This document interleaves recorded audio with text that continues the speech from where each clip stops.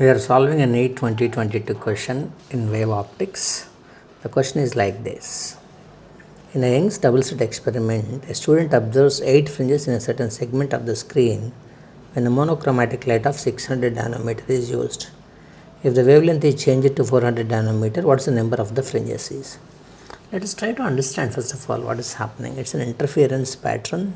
Therefore, if we have to see how it happens, there is two slits, small slits from a screen, where both of them are going to act like sources.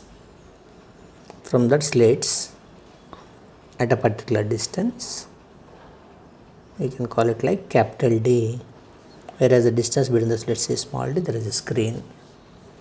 And at a point P, you are going to identify because of these two, will I get a bright spot or dark spot?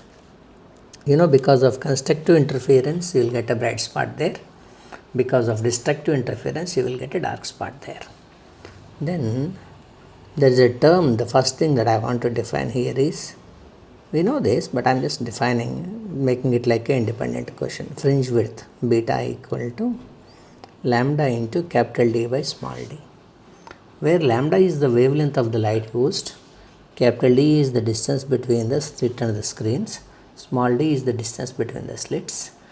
Then so this is a central bright spot. There will be one first bright spot. The distance between these two is beta. Here there may be another bright spot, here there may be another bright spot. So from the center point to the point P, there may be n number of the bright spots.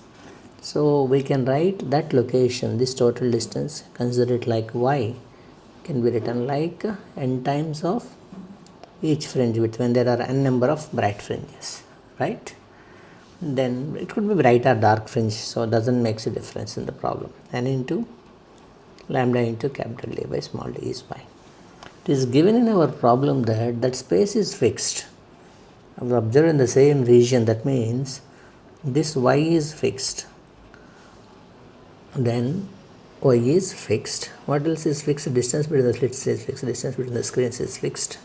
He is changing the wavelength so that the number of fringes also changes. That implies what we can say is n into lambda is constant. Or we can write n1 lambda 1 equal to n2 lambda 2.